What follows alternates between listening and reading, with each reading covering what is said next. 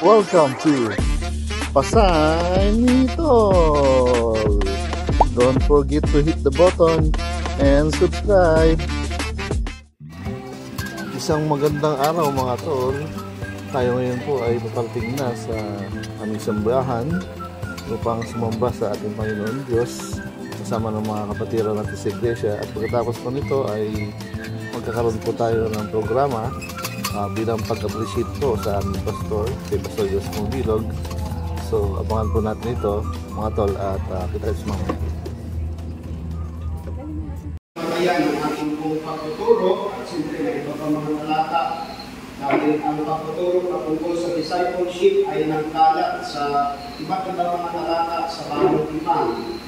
So, pero dalawa lang ating babasahin dito sa Mateo chapter 4, Matthew chapter 4 verse 18 to 22, and then sa 2 Timothy chapter 2 verses 1 to 2. Hindi tayo provide ng kopya sa slide, pero natin ang passage. So kung ano man ang inyong translation, kung may English translation or Tagalog, pakibuksan ninyo nito at habang ako'y nagbabasa nito ay nawa ay sundan po ninyo ako sa ating mga pagbabasa.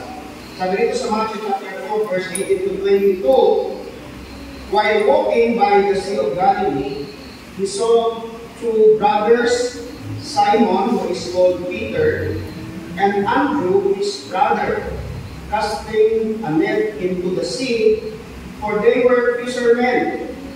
And he said to them, follow me, and I will make you fishers of men. Immediately they left their nets and followed him. And going on from there, he saw two other brothers, James, the son of Zebedee, and John, his brother, in the boat with Zebedee, their father, mending their nets, and he called them. Immediately they left the boat and their father and followed him. Sa 2 Timothy chapter 2, 1 to 2, sabi ni Pablo kay Timothy, sabi niya, you then, my child, be strengthened by the grace that is in Christ Jesus. And what you have heard from me in the presence of many witnesses, entrust to faithful men who will be able to teach others also. Palain ng Diyos ang kanyang mga salita. Magandang umaga po sa bawat isa sa atin. Yung pong financial report po siguro next week. Hindi ko natin alam yung girl. So yun. Alam mo ba ang araw po na to? Kung ano po ang pinamigilong po natin? Wow! Every day sila na yun. First one yung sila na yun.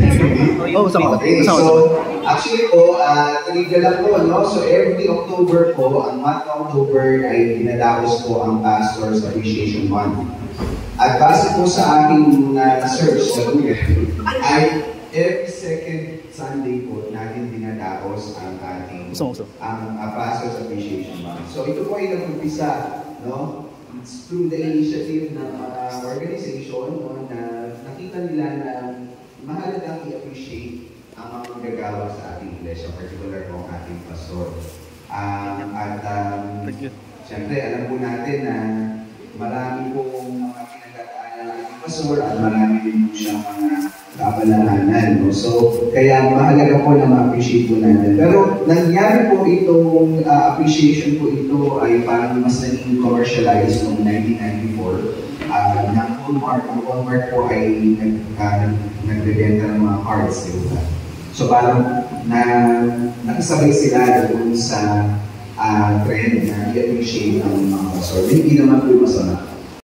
Somehow na-appreciate na po natin ang pastor natin. Diba? Pero ngayon po ay kumbaga especially kasi mas i-appreciate po natin ang ating pastor sa ngayon. Gusto ko lamang po kayong bigyan, no? Hindi po ito matagal. Bigyan lang po ng ilang statistics. No? So nag-search po ako sa Pastoral Care Incorporated. Ito po ay statistics sa states. No? At tinignan nila ano ba yung mga statistics patungkol sa pastoral ministry. alam niyo po ba na 42% daw ng mga pastor ay nag-iisip na mag-quit sa ministry? Sa states po ito, no? Hindi po natin alam ang statistics dito sa Pilipinas. At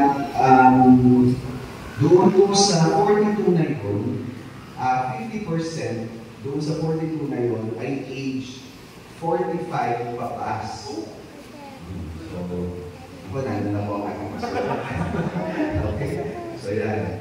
At marami yung statistics na sinabi dito medyo ako ay nakaka-discourage o nakakalungkot, no? Pero kumbaga meron namang mga encouraging na statistics. So ilan po sa mga discouraging ay sabi dito 52% of the pastors feel overworked and cannot meet their church's unrealistic expectations.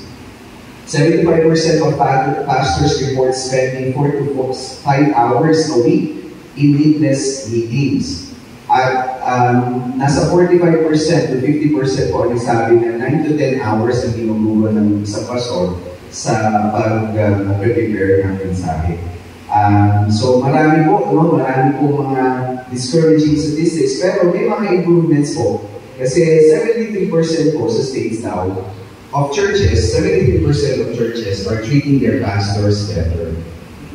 77% of pastors, especially millennials, yung mga young pastors, are spending 20 or more hours with their families each week. Kasi yun nga po ang issue na overwork sila at kumbaga kulang na sila ng panahon sa kanilang pamilya.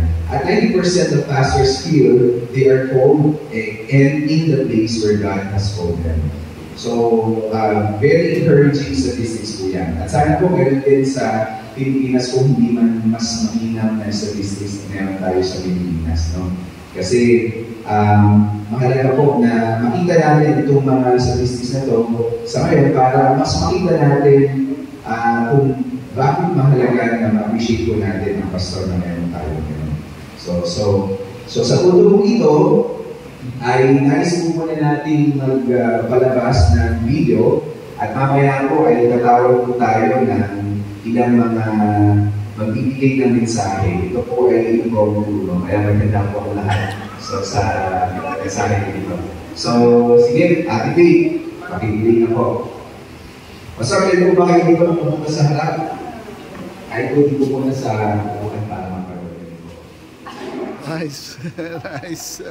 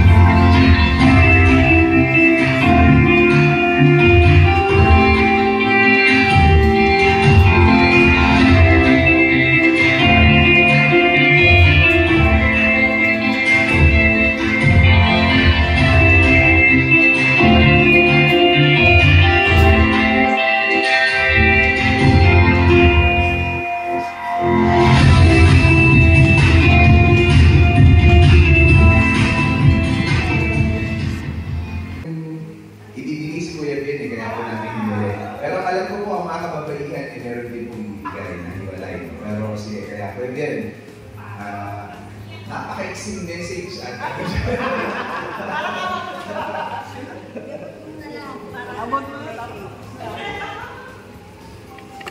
Pastor, happy appreciation month sa lahat po, lalo po sa inyo, Pastor. Sabi nga ni, happy Pastor's Day nila, para sure, para sigurado. Well, appreciated ko lang, Pastor, yung ginagawa ninyo sa aming pamilya. Hindi ko nakalimutan kay Pastor yung mamatay po yung birang kong lalaki, ay pumunta pa sila ni Deacon Eric sa Caloocan, sa Pagosina. Isa sa mga hindi ko makakalimutan yun. Tapos sabi ni Deacon Joel, pinatigil ako niyan. Very short kasi oras na po. Pero salamat Pastor dahil yung recent napakakimbagin po sa akin yung sabi niyo MJ sa Pilias. Pag-uwi, napakalaking bagay po sa akin. At sabi ko nga, hindi ko gusto sabihin, pero ngayon na po, ngayong panhari ay nakita natin yung buhay ng Pastor na ginamit niya, hindi lang sa kanyang pamilya, na Pastor hindi sa bawat sa atin. At sana po ay katulad ng panalangin ng iba, pahabagin man ni God ang buhay po nito para ayan, gaya natin sa totoo lang na ilang beses tayo umiyak. Kanina, bago magsalita sa ganyan, umiyak tayo talaga sa pagdating kay Kuya, umiyak din tayo, kahit tawang nga lang. Pero salamat sa Panginoon dahil umiyak kasi tayo dahil natin enjoy yung kagalakan sa puso natin. Binigyan tayo ng isang masay mabilog sa ating buhay. Yun. Masyado na ba? Baka bumaha. Happy Pastor's Day. Bago ko makalimutan, baka kumain pa sa sige po. So, bukod po sa binigay ni Kuya Ben, meron po ibibigay si Tito Eric at ang mga kapatid po kay Sina Mario Yata. Sige po, pwede niyo lang po iabot. Parang sana po mahiya si Pastor. Ayak si Pastor, tapos masaya si Ate Rachel. Ako yan po ay Tito Winnie. Wow, Jello Art! Sige po, Ate Ernie, pwede na kayo sa mga kumaming surat.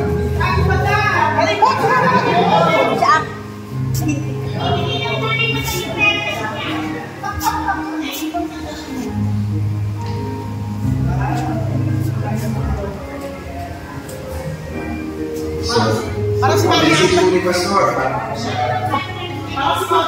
Sa lahat po na narinig ni Pastor na alam po kami na medyo kinain po ng mahabang oras, pero sa tingin po sulit po yung ating pagkinig dahil minsan lang naman po ito na nakarinig natin at may pahayag natin ang ating appreciation sa ating Pastor.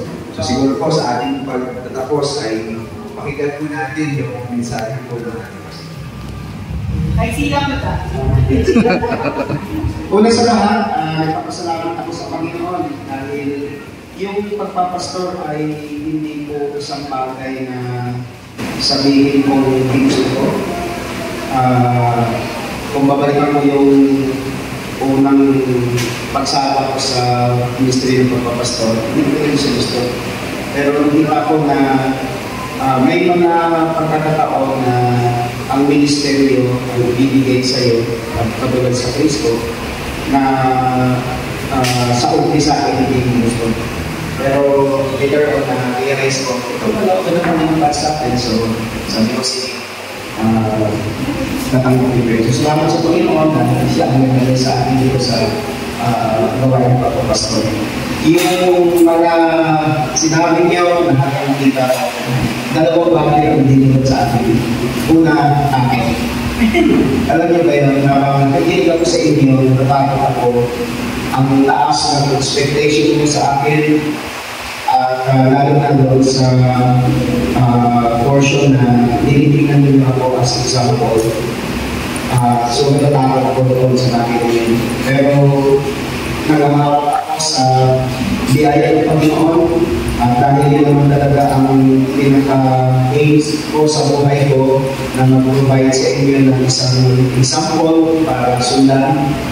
At pero yun yan, natatakot din pala. Ang isa pa ay natutuwa ako. So natutuwa ako dahil siyempre natutuwa ako dun sa mga kapuhin ninyo, yung mga na-appreciate nyo sa akin. May mga events na binabalikan kayo na hindi ko na maalala. Ano ba yun? Isa ba ako sa pagiging parang active na participants din sa mga events na yun? Hindi ko na rin siya maalala kasi isang problema ko sa sarili ko ay yung talaga akong makalimot. Dahil ng mga kasalanan, yung dinigimot yung bukan, yung mga pakalpakan, ng sino. Hindi ko makalimutan yan. Hindi ko makalimutan yan. So kanina, inarangat ko sa aking memorya. Ano ba yun? Ano ba situation yun? So, natutuwa ako sa mga appreciation ninyo kung paano ko nag-impact sa buhay ninyo, kung paano ko nag-iisa po sa buhay ninyo. Pero higit sa mga kung bakit ako natutuwa. Dahil sa hinahanap ko kasi yung sa tanong na ano ba yung naging silbi ng buhay ko? Yun. Ano ba yung naging kumbaga, yun, silbi ng buhay ko bilang pastor, iglesia ito, mayroon akong napuntahan. Dahil siyempre, alam niyo naman, sa isang taon, senior citizen ako. So, parang, sana naman hindi ito. Hindi ito ilalagay sa ano. Pero ito ay promise ng susunod na pangyayari. Pero alam ko, lagi ko kayo bumababuhay, diba? Yes. Pero yun na hinahanap ko. Sabi ko, nagbibilang na ako ng mga ilang taon. Actually, ang hindi ko sa hanggang 80 years old ako. So, sabi ko, ano kaya ang silbi at ang yung mga sinabi nakakawa ang dulot sa aking paglalakad. Pero mas higit na pagdulot sa aking paglalakad yung makita ko yung buhay ko na hindi naman pala daw yung pagbuhay. Amen. Sabi nga hindi ko nung kanina, ito yung ano yan, accomplishment na, yung talagang kanina. So, salamat. Tumayo. Tayo po ay panalangin po natin yung aming pastor. Salamat Panginoon sa tanghali ito na niloob nyo na kami ay makapag-celebrate ng appreciation, ng Pastor's Appreciation Month at ginawa po namin ito sa limpong ito. Salamat Panginoon sa buhay ng aming pastor na patuloy yung ginagamit sa aming iglesia, sa mga ministry nito at higit sa lahat ay sa buhay ng bawat isa na kanyang na nagkaroon ng impact yung kanyang testimony, yung kanyang preaching, yung kanyang sharing at yung kanyang pagiging tao sa bawat isa sa amin. So salamat Panginoon sa buhay ng aming pastor at sa kanyang pamilya at dalangin namin na kayo po ang patuloy na magbigay sa kanyang wisdom sa lahat ng mga desisyon na kanyang gagawin, mga plano para sa iglesia at sa mga ministry. Din sa mga plano niya sa kanyang personal na growth at sa kanya rin professional growth, Panginoon, sa patuloy niya din pag-aaral. Kayo po ang patuloy na magpahaba din ng kanyang buhay at naway patuloy yung tutukan ng buhay na meron siya, Panginoon. Nais namin siyang makasama pa sa mga habang panahon at makasama namin siya sa ministry dito sa aming iglesia. At dalangin namin na kami rin ay masubukan nyo na sumusunod una higit sa lahat sa inyo, sa inyong kalooban at nagpapasakop sa aming pastor sa bawat araw. At dahil alam namin na ang aming pag-submit, Panginoon, sa aming pastor ay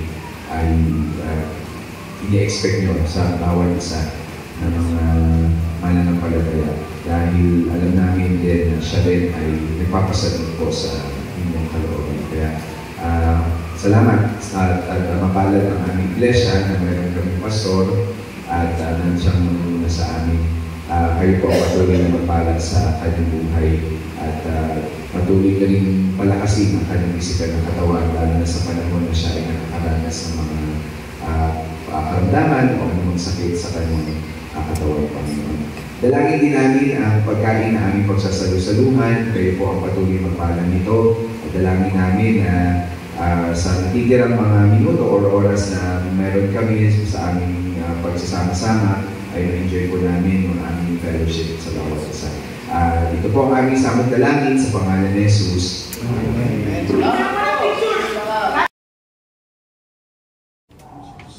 At syempre, hindi naman natin pwedeng kalimutan magpapicture din kay Pastor Joseph Mabilo.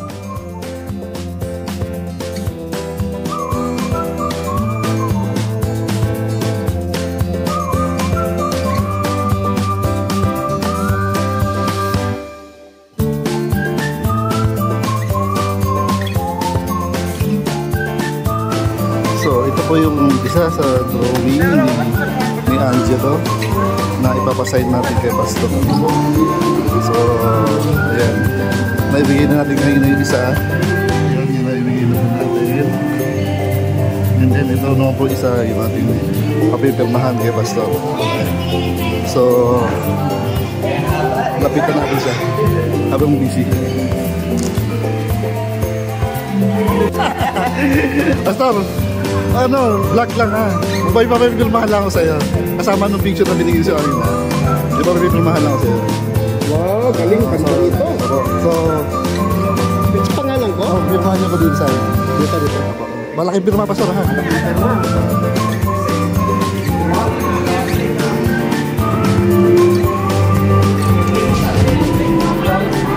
Wow! Nice! Salamat sa litrato na yan. Maganda. Shout out sa Gilo Art at Pasay Nitol. Okay, salamat na Pastor. Thank you.